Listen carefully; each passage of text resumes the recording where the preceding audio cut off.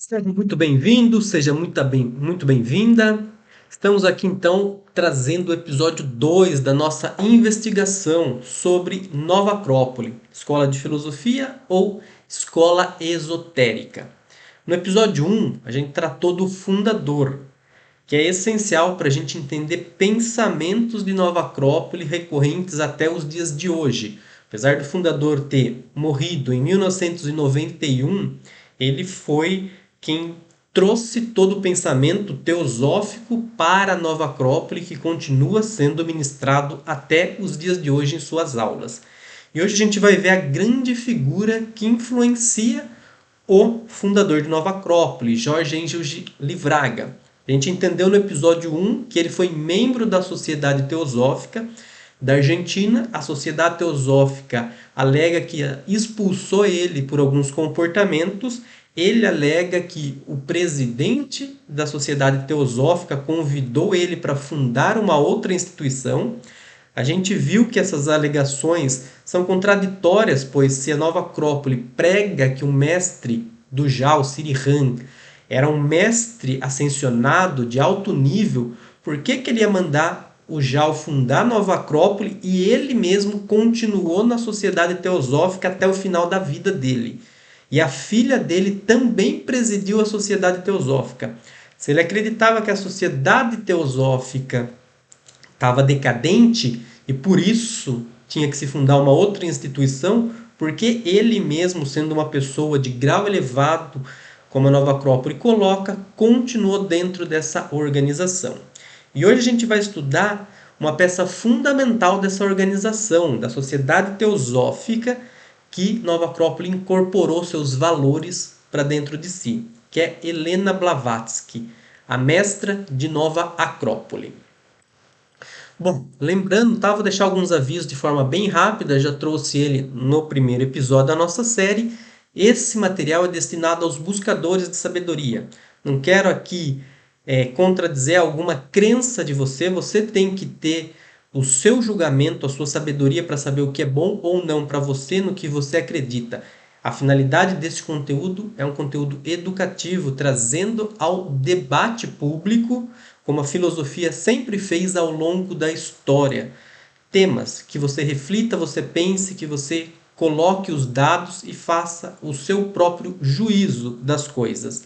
A coerção judicial é uma prática comum na Nova Acrópole, quando pessoas falam assuntos da escola, o que não deveria existir dentro de um debate de filosofia. Assim como os filósofos sempre fizeram ao longo da história, debatendo ideias de outros através de livros ou na praça pública, e hoje a nossa ágora é a internet, é onde a gente se encontra para debater alguns assuntos. Então, eu peço à Nova Acrópole que não utilize da coerção judicial, como já fez com outros blogs, para impedir que esse conteúdo chegue a mais pessoas. Eu peço também a sua colaboração. Se você gosta desse conteúdo, são várias horas de pesquisa, você pode ajudar meu trabalho conhecendo o link na descrição. Eu tenho cursos, tenho livros publicados e, se você preferir, você também pode deixar uma colaboração via Pix. Vamos então seguindo. Lembrando, se você não viu o episódio 1 e caiu direto no episódio 2, eu vou deixar no card o episódio 1 para você entender o fundador de Nova Acrópole, as suas influências, a fundadora de Nova Acrópole, que é renegada pela Nova Acrópole, que foi a esposa de Jorge Angel Livraga. Tudo isso está no episódio 1. Vamos seguir agora falar de Helena Blavatsky, o principal nome da teosofia. A gente tem uma foto dela aí. Ela nasceu em 1831. Ela é russa, aquela região em que ela nasceu hoje pertence à Ucrânia. Ela se casou jovem, com 17 anos, mas ela abandona o marido poucos meses depois. Só que é do marido que ela herda o sobrenome dela, Blavatsky, que ela permanece ao longo da vida. Tá? Ela vinha de uma família com boas condições financeiras e o marido também tinha uma boa condição financeira, quando ela abandonou ele ainda jovem. É importante, cada vez que a gente está fazendo o estudo, seja de pensadores, sejam de ideias, a gente entender o mundo da época. Se a gente pegar a nossa contemporaneidade, entender algumas linhas de pensamento, como elas surgem, a a gente precisa entender o nosso mundo hoje, o como as pessoas estão vivendo, que conteúdo que elas estão produzindo. Não é diferente para a gente entender qualquer fato histórico. Então, para contextualizar a teosofia, o pensamento também teosófico e religioso da época, vamos falar algumas coisas importantes que estavam acontecendo ali no século XIX, quando Helena Blavatsky nasceu e fez, né, a grande produção de conteúdo dela. Então a gente tinha lá um escritor, né, Hippolyte Léon, que utiliza o sobrenome de Allan Kardec e cria o Espiritismo, lançando o Livro dos Espíritos, lá em 1857. Então, essa nova vertente religiosa que se propunha a ser científica, né, Allan Kardec sempre defendeu o Espiritismo como ciência, apesar da ciência hoje em dia não ter demonstrado nenhuma relação, nenhuma comprovação dos fatos do Espiritismo, isso sempre foi defendido por Allan Kardec. E estava muito em alta ali no século XIX o Espiritismo, tá? Esse surgimento dessa corrente, que depois, em outras partes do mundo, ela perde força, mas ela continua muito forte no Brasil. Então, no Brasil, a gente ainda tem uma grande presença espírita. E 2 anos depois disso, a gente tem o lançamento do livro A Origem das Espécies, de Charles Darwin. Tá? Então, a gente tem ali, naquele momento, uma ideia científica que vai se contrapor a grande parte do pensamento religioso da época. Qual que era o pensamento religioso? Que Deus tinha criado o homem. Tá? Hoje, né, tem até uma tentativa de fazer uma explicação científica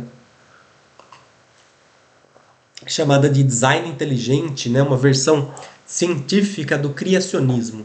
Então a gente teve lá a origem das espécies, demonstrando que as espécies evoluíram, inclusive a espécie humana possuía ancestral em comum. Todas as espécies possuíam ancestrais em comum.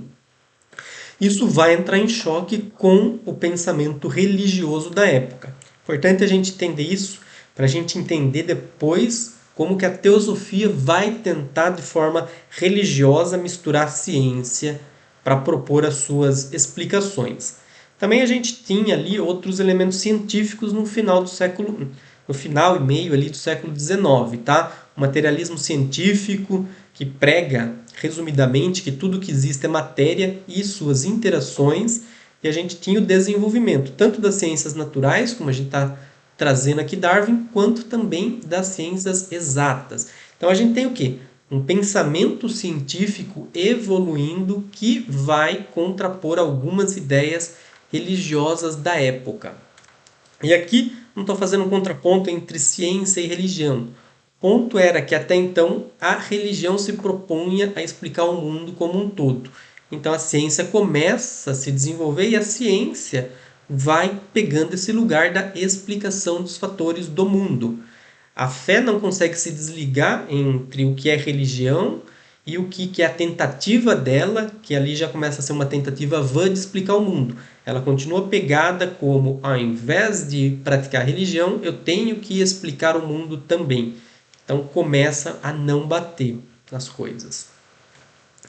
Voltando, então agora a gente entendeu um pouco a sociedade em que a HPB estava inserida. Todos esses pensamentos vigentes na época. Vamos voltar para a trajetória dela. Então ali, ó, em 1871, então a gente viu que aqui ela tinha 40 anos, ela funda a Sociedade Espírita no Cairo. A sociedade ela fecha pouco tempo depois com acusações de fraude e ela vai para Nova York. Em Nova York ela começa a se destacar, sendo uma escritora espírita para várias revistas ali. E ali ela conhece um grande parceiro na Sociedade Teosófica, que é o Coronel Henry Olcott. É esse que está na foto para você. Juntos, em 75, eles vão fundar a Sociedade Teosófica. Estou trazendo aqui, tá? Abreviações, tá? ST, cada vez que você vê ST, vai ser Sociedade Teosófica, e HPB é Helena Petrovna Blavatsky. Olcott, ele fica como presidente da Sociedade Teosófica até a morte dele no começo do século XX. Tá? Blavatsky faleceu antes dele. A gente tem que aqui, ponto interessante, né? No episódio 1 lá, eu trouxe o paralelo, né? Olcott Blavatsky fundando a Sociedade Teosófica e Jorge Ângelo Livraga e Ada fundando Nova Acrópole, o casal que fundou Nova Acrópole. Os dois eram casados ali, aqui não, aqui eles eram apenas amigos fundando. Da mesma forma, Olcott como presidente, ele tratava mais das partes organizacionais, enquanto Blavatsky mais dos ensinamentos ela produzia. E a gente viu esse comando duplo em Nova Acrópole também, em que Jal cuidando da parte da organização e a Ada sendo responsável pela criação de materiais no começo de Nova Acrópole. Estou trazendo aqui as obras, né, mais conhecidas de HPB. A obra inaugural dela dentro da Sociedade Teosófica, como a gente viu, foi fundada em 75. Em 77 ela lança Isis Sem Véu, que é a primeira grande obra considerada da Sociedade Teosófica. E lá em 88 ela lança a outra obra que é a Doutrina Secreta. Em 91, com 60 anos, tem o falecimento, a morte de Helena Blavatsky. A Doutrina Secreta, né, que no Brasil é publicada em 6 livros, vai ser uma tentativa dela de explicar o mundo frente a esses conhecimentos, tá? Lembrando, antes disso, lá como a gente viu, ela vinha do Espiritismo. Depois ela vai fundar a Sociedade Teosófica. Anos depois, então lá em 71, ela ainda fundou a Sociedade Espírita. Em 73, ela continua escrevendo para revistas espíritas, até que em 75 ela muda isso e ela funda a Sociedade Teosófica. Vamos falar então de A Doutrina Secreta, e aqui tem muitos dos problemas, tá? É um livro que pode seduzir muitas pessoas, né? Pela quantidade de conhecimento que tem ali, pelas propostas, por você nunca ter se deparado com nada do que ela está falando ali, né? O que, que ela pretende? Vamos ver bem aqui, ó. Conciliar a sabedoria oriental com a ciência, ou seja, aqui já tem a presunção dela tá unindo conhecimentos, ela não separa. Ela está tentando fazer a união de conhecimentos que são religiosos, preceitos religiosos, a forma como alguns desses preceitos explicam o mundo de forma científica. É isso que ela está dizendo. Assim como o Espiritismo está fazendo essa proposta de que ele é científico, Helena Blavatsky também, dentro da doutrina secreta. Ela dizia que aquele conhecimento não era dela, mas que ela teve acesso através dos mestres dela, que tudo aquilo estava escrito num livro chamado Livro de Dzian, um livro muito antigo da humanidade, escrito numa língua perdida chamada Censar. E aqui eu quero trazer a opinião de uns historiadores sobre essa afirmação dela. Historiadores como Ronald descrevem a obra como uma série de ideias rebuscadas, não apoiadas por qualquer pesquisa histórica ou cientista confiável. Ou outras observações do mesmo estudioso. Nenhum estudioso de línguas da década de 1880, a década de então, que ela publicou, lembra-se, em 88, encontrou a menor referência passageira ao tal livro de Dzian ou a uma língua perdida, Censar. Ou seja, entre todas as línguas que a gente já encontrou, que a gente já descobriu, nenhum sinal de que tal língua tenha existido na humanidade. Outro pesquisador aqui, ele vai sugerir que as fontes de Blavatsky elas vêm do Vishnu Purana, Word of Life, tá? Ele vai citar algumas obras científicas, pseudocientíficas e ocultas. E essas fontes teriam sido plagiadas sem créditos e usadas de maneira desajeitada, que mostrava apenas um conhecimento superficial dos assuntos em discussão. Ele caracteriza como massa de plágio e falsificação. Então ele está dizendo que o conteúdo proposto ali nos livros, na doutrina secreta, é uma junção, um compilado de várias obras que a autora teria lido durante os anos, durante sua vida, e feito e criado o seu próprio movimento teosófico a partir de outras leituras, de outros conhecimentos da humanidade. misturando conhecimentos religiosos antigos, alguns conhecimentos científicos da época, que hoje também já estão atrasados no seu tempo com a própria evolução da ciência. E ela vai tentando compilar tudo isso através dessa habilidade dela de escrita. Ela dizia que os conhecimentos que ela tinha acesso vinham através de mestres. E ela cita dois mestres importantes. E na aula anterior, no episódio 1 desse dossiê, a gente entendeu como eles colocam a evolução ali, desde a humanidade até os mestres. A gente falou de mestres iniciados, dos mestres, dos adeptos que eles consideram dentro da mitologia, da teosofia. E ali ela falava que dois mestres estavam com elas, inclusive um deles era um adepto, era quase o que a gente pode colocar como um Buda dentro da tradição budista. Era um mestre de mais alto nível espiritual, que seria o Moria e o Kutumi. Eles teriam uma escola de adeptos, ou seja, onde eles teriam outros discípulos que eram mestres iniciados. No caso, ela, pela Nova Acrópole, ela é chamada de uma mestra iniciada, ou seja, ela está num alto nível de evolução espiritual, muito acima de toda a humanidade. E que eles viviam num mosteiro, perto ao mosteiro de Tashilhunpo, no Tibete. Tá? Essa mitologia proposta por eles. Lembrando que quando a gente fala em adeptos, né, para essa mitologia, são pessoas que têm poderes praticamente sobre-humanos, tá? E que apesar de eles terem acesso à biblioteca do mosteiro, eles não estavam sujeitos a nenhuma regra do mosteiro. Aí existe um contemporâneo de Blavatsky que visitou o Tibete várias vezes. E no livro dele, Tibetan Buddhism, ele cita que esse mosteiro ele possuía mais de 3.800 monges. E ninguém, nem os monges e lamas, conheciam os tais mestres de Blavatsky. Que eles não frequentavam esse mosteiro e sabiam de nenhuma existência de alguma escola de adeptos nas redondezas, como ela afirmava. Durante anos, a ideia dos mestres de Blavatsky foi apenas uma ideia quase que ilusória, não tangibilizada. Ela apenas falava que possuía esses mestres, falava que recebia cartas desses mestres, que essas cartas se materializavam para ela com as instruções desses mestres.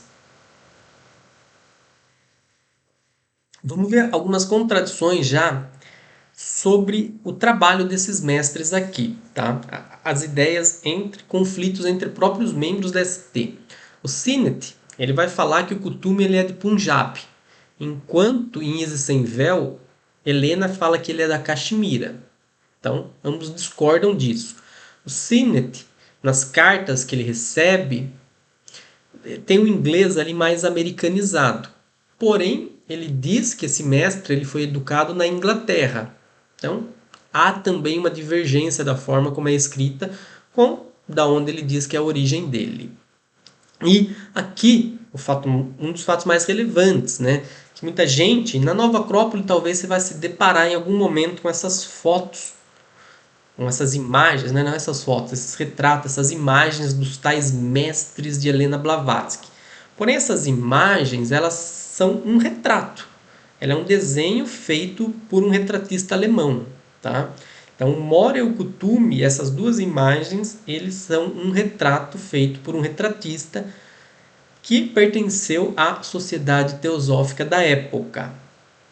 Então, isso serviu também para dar mais poder, claro, né? Porque a gente precisa de uma coisa mais tangível. Então, enquanto ela falava que tinha alguns mestres, falava que ela é educada por alguns mestres, recebia essas cartas, você tem um aspecto mais etéreo de uma pessoa. A partir do momento que você já tem uma imagem, você já transformou aquilo em algo tangível, isso dá muito mais poder de crença para as pessoas. As pessoas estão vendo, né? Olha, esse o mestre, é essa pessoa, ela realmente existe. Então isso dá mais poder de crença para as pessoas, né? Isso em todas as religiões, né? Se você vai ver, todas as religiões, elas têm ali uma imagem que representa, né? Assim como um cristão presta reverência à cruz, por exemplo, como é o símbolo do cristianismo, então ali a gente tem esse efeito do retrato feito dos mestres, que vai dar mais valor ao que ela está falando. Vamos trazer alguns casos da época aqui, tá? Algumas acusações de fraude. O Henry Kiddle, ele diz que um dos trechos das cartas recebidas, né, que circulou, então o Sinnett publicou as cartas que ele recebia do Kuthumi, materializadas por Blavatsky, só que essa pessoa ela percebeu que o quê? Que os trechos das cartas, alguns dos trechos, ele repetia quase literalmente uma passagem de um discurso que ele tinha escrito e ministrado anos antes. Então, ali ele já percebeu, opa, há um problema. Essa carta veio de um mestre, mas espera aí, o que você está escrevendo foi o que eu escrevi antes em um discurso. E também tem o mais polêmico de todos, que é o relatório Hodgson, que foi publicado em 1885 e ele concluía que as cartas eram fraudulentas. Tá? A gente tem todas as informações, eu vou deixar também links aqui para você saber mais, né? Mas existe o caso Combe, que é uma das pessoas que trabalhavam com Helena Blavatsky, que ela alega que ela era orientada a fazer as cartas aparecerem. Então ela alega ali que ela fazia parte de uma fraude. E claro, né, a Sociedade Teosófica mais tarde vai alegar que o relatório não foi feito corretamente, porém o relatório fala que as cartas tinham as letras da Helena Blavatsky na análise que eles fizeram. Tá? Então ela é escrita pela Blavatsky e as outras pessoas ali que estavam envolvidas. Esse casal, ela pertenceu, a esposa pertenceu à sociedade espírita que a Helena fundou lá no Cairo em 71 e que foi acusada de fraude lá em 71. Então, esses fatos vão se ligando também. Não vamos se apegar a isso aqui, porque agora a gente vai nas partes que eu considero que é a mais problemática, tá? Dentro do que Helena Blavatsky escreveu e que Nova Acrópole continua distribuindo, continua perpetuando na crença dela para milhares de pessoas ao longo dos anos, tá? Não só no Brasil, mas no mundo. Então, vamos ver aqui, você está vendo uma imagem, tá? Tirada de uma apostila de Nova Acrópole, tá? Isso é a origem do homem segundo a teosofia. Então ele vai falar que a humanidade ela tem as rondas dela de evolução e que cada ronda ela atualiza um elemento. Então ela vai atualizar até a ronda 7. Isso ela vive como essa alma em cada um dos planetas atualizando. Né? Então no tal do planeta X ela atualizou o reino mineral, depois ela atualizou o reino vegetal na segunda cadeia, depois ela atualizou na terceira cadeia na Lua, o reino animal. Então a alma da humanidade esteve na Lua, habitou a Lua, apesar de cientificamente a gente ter demonstrações de que a Lua e a Terra foram criadas, que a Lua veio de um pedaço da Terra após um conflito de um outro planeta que se chocou nos primórdios da formação do nosso sistema solar, se chocou com a Terra, o pedaço dessa colisão virou a Lua, sempre como um planeta morto, né, um satélite morto, onde nunca teve ali atmosfera e outros elementos para se criar vida. Porém, de acordo com a teoria da teosofia, a humanidade habitou em algum momento, em rondas anteriores, a Lua. E agora ela está na Terra para atualizar a cadeia 4, que é o reino humano. E depois disso, a humanidade iria para um próximo planeta para atualizar como deuses mentais, como deuses completos na sexta ronda e assim concluir. Tá? Rapidamente, né, dando uma explicação rápida aqui para a gente não se ater muito a isso, mas isso é importante para depois a gente entender os próximos passos. Tá? Então, aí a gente viu que então a humanidade ela vai, de acordo com eles, atualizando várias cadeias aí, até chegar na cadeia de deuses completos. Então, de acordo com a teosofia e a crença de Nova Acrópole, o ser humano é dividido em 7 partes. Tá? Ele possui 7 corpos. Aqui vai do mais baixo, que seria um corpo físico, existe um corpo energético, existe o corpo emocional, ou também conhecido como um corpo astral, existe uma mente no ser humano, que é chamado de mente de desejos, kamamanas no sânscrito. Existe a mente pura, a intuição e a vontade. Então esses são os 7 corpos que existe em todo ser humano. Cada ser humano, naquele grau de evolução dele também, vai acessando esses corpos, tá, mais elevados, né? A gente chamaria de tríade superior, que é Atma, Buddhi, Manas, e o quaternário, que seria a parte mais física do ser humano, como a gente se manifesta. Então, se a gente fizesse um paralelo, que é isso que ela vai fazendo, né? Ela vai fazendo paralelo de religiões, vai pegando elementos também de outra religião, isso aqui não é uma invenção dela, e vai trazendo. Então, a humanidade teria 4 elementos mais materiais, apesar da mente ser menos material, ter a ligação, e 3 elementos que seriam a alma, que seriam aqueles 3 superiores ali. E que, então, a humanidade está atualizando cada um desses corpos, tanto atualizando dentro das rondas planetárias, que a gente viu lá atrás, tá? Lua agora está na Terra, atualizando o elemento 4. Toda a ideia, né, eles vão sempre trabalhar com o número 7. É o número que Helena Blavatsky trabalha. Então são 7 corpos, cada um desses corpos também tem mais 7 corpos, tem os elementos, tem o 7 dentro do 7, digamos assim. Então, o corpo físico possui os outros 7 corpos, ou seja, desde o elemento mais físico, mais concreto, até um elemento mais etéreo dentro de cada corpo. O que a gente tem que entender disso, tá? Então, dentro dessa crença, dessa proposta, a humanidade iria evoluir até uma 7ª raça, onde cada raça, cada uma das raças, ela gera outras 7 sub-raças. E a partir da sub-raça anterior, gera-se a próxima raça. Ou seja, a raça 1 vai gerar 7 sub-raças. A segunda sub-raça da raça 1, ela é a matriarca, a patriarca da raça 2. A raça 2 gera 7 sub-raças. A terceira sub-raça dá origem à raça 3. A mesma coisa, a raça 3 gera 7 sub-raças, da quarta sub-raça dá origem à raça 4, da raça 4, a quinta sub-raça dá origem à raça 5, que é a raça em que eles afirmam que estamos. A gente vai entrar nisso, vai entrar em todos os problemas disso, né, que a gente já sabe. Tá? Então, a raça 4, que é a raça Atlante, gerou 7 raças. A quinta sub-raça dos Atlantes gerou a quinta raça, que é a atual, nossa. Da atual vai gerar 7 sub-raças. A sexta sub-raça da raça quinta vai gerar a sexta raça humana. Tá? Então, só que vamos entender agora o quão fantástico é essa ideia, tá? Então, eles estão falando que a primeira sub-raça, né, são os Shayas, que a humanidade nesse ponto era uma bolha amorfa, tá? Eles eram translúcidos, não tinham forma nenhuma, tá? Então essa é a primeira raça.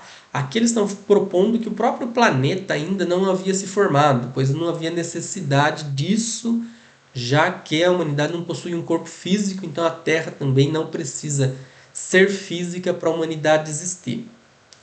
A segunda, então a Terra também. A Terra existia, mas não de forma física, tá? De acordo com eles, a Terra também vai ser um elemento mais etéreo, tá? Lembrando, na quarta ronda a humanidade já está na Terra, que seria a quarta ronda que eles propõem lá. Então, a humanidade está no reino humano aqui, porém nem a Terra ainda é o que a gente pode chamar de Terra, né? Não é um planeta concreto, nem a humanidade ainda, apesar de existir, e aqui a gente está, então, pelo nosso dado científico, a gente sabe que o nosso planeta existe, nosso sistema solar tem mais de 4,8 bilhões de anos, então aqui não teria nem se formado isso, né? Ou a hipótese dele está errada, digamos assim. Gerou a segunda raça, que é a hiperbórea, também aqui sem um corpo, né? Aqui eles estão trazendo mais o elemento vegetal, então eles estão falando lá que a primeira atualização é mineral, então os Shaias estão tentando atualizar um corpo físico, a Hiperbórea está atualizando o corpo já vegetal, então a forma de procriação ali era como esporos, né, como se fossem plantas. A terceira raça, que aí a gente começa a ter mais a parte física e emocional, que são os lemures, que de acordo com eles é uma raça humana, tá? Lembrando, tudo isso é a humanidade na visão da teosofia. Eles possuíam 9 metros de altura, viveram há 18 milhões de anos, os sexos se diferenciaram. Então, até antes disso, né, os lemures tinham ali dois sexos, né? Não havia diferenciação entre homem e mulher. E aí você pode se questionar, mas e os outros animais e as outras formas, né? Desde dinossauros, desde seres mais ancestrais que os dinossauros, né? Os primeiros. Tudo isso, para a visão deles, na verdade, toda a vida veio originada da humanidade. Então, é a humanidade que deu origem a todas as outras vidas, né? Ela é o ancestral comum. E aqui a gente percebe que o quê, né? Já um fato que a gente pode ter perceptível, né? A gente falou lá do pensamento, né? Do século em que ela viveu, né? Então o espiritismo tentando colocar elementos científicos, a teoria da evolução emergindo com força, e a gente está vendo ela tentar colocar pelo menos uma teoria da evolução dentro de um formato religioso na doutrina da sociedade teosófica. Então aqui ela, dentro dessa simplicidade, que essa é a teoria da evolução. Então a humanidade evolui cada um dos 7 corpos que ela tem, corpo físico que vai gerando raças e que gerou toda a vida no planeta. Também toda a vida é oriunda da humanidade. A quarta raça, que são os Atlantes, eles também eram o que a gente pode chamar de gigante, possuíam 7 metros de altura, dominaram todo o planeta, já extraíram a energia do átomo, fizeram guerras com isso, tentaram mover o eixo do planeta Terra, o que levou o planeta, os deuses, a punir a humanidade atlante. Tá? E aqui a gente não está falando ainda da humanidade, do Atlântida, da última cidade de Atlântida, tá? Aqui ela está propondo que o Atlante é a quarta raça humana e que dominou o planeta inteiro, que gerou um cataclisma global no planeta por suas ações, e o fim da Atlântida, que daí sim ela está pegando aquele mito da Atlântida ter sido afundada, e que isso aconteceu há 11.500 anos. Então foi a última ilha Atlante a ser afundada. Porém, o declínio dos Atlantes aconteceu há 850 mil anos, e esse declínio acaba sendo gerado de forma mais abortiva a necessidade logo do surgimento da quinta raça, porque, de acordo com ela, a raça Atlante tinha errado o caminho dela. Eles já tinham grande conhecimento, já possuíam, inclusive, tecnologia, né, como a gente pode ver, a energia do átomo. Historicamente, a gente sabe que há 850 mil anos, pelos dados que a gente tem, a humanidade ainda estava lá caçando na África, né? A gente não tinha nem surgido espécies como Neandertais, muito menos o Homo sapiens, que vai surgir 550 mil anos depois disso, a nossa espécie, tá?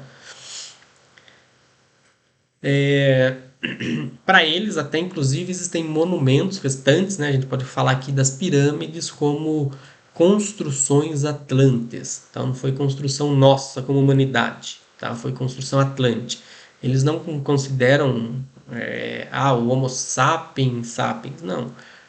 Hoje a gente é uma derivação de uma sub-raça.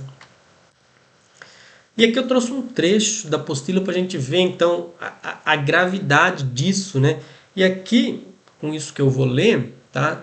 Muita gente fala, isso é um pensamento nazista. Não, na verdade, o pensamento nazi-fascista, ele vai se apropriar também dessas ideias. Mas não é que ela, tá? É importante a gente ter aqui a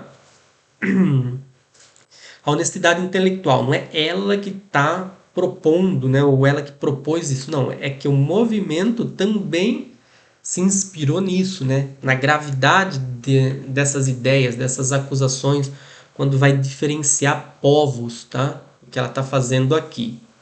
Então, ó, olha um trecho presente na apostila de Nova Acrópole. Hoje, a maior parte da população mundial é de origem atlante, pois ainda se conservam bem organizadas as sexta e sétima sub-raças. Lembrando lá, cada raça dá origem a 7 sub-raças. Eles estão falando então que os chineses, japoneses, são ainda sub-raças dos Atlantes. Os indígenas americanos, lapões, árabes, entre outros, são fragmento de outras sub-raças e tribos atlantes que sofreram mutação.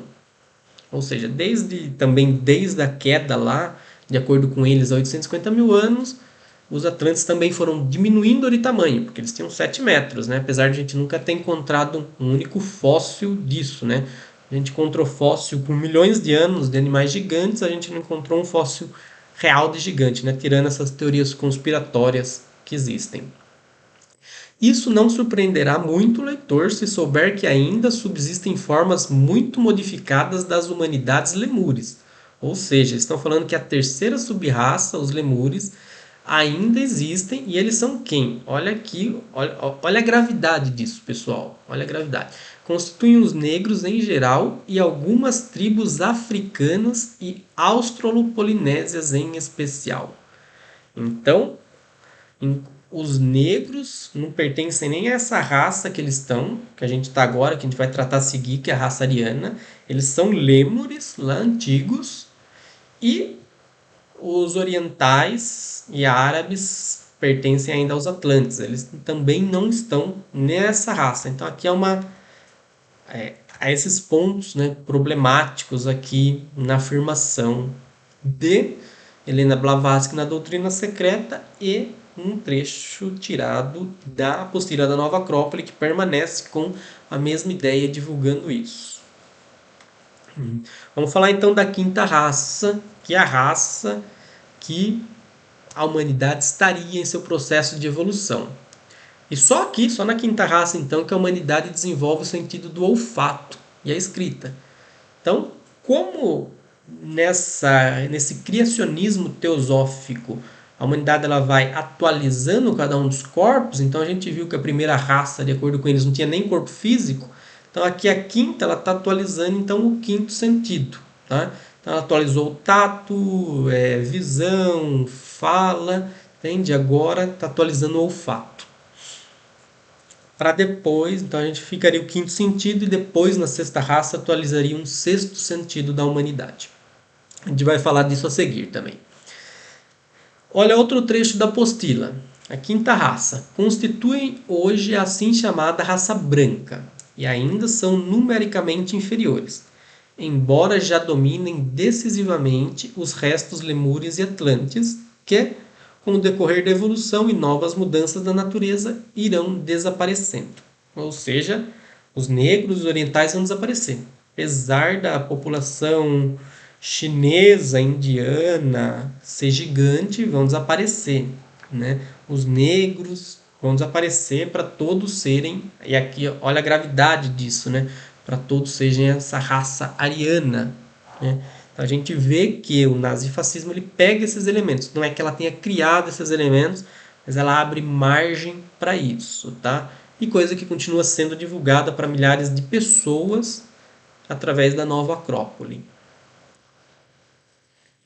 Pegando o trecho já da obra mesmo da Blavatsky agora. Tá?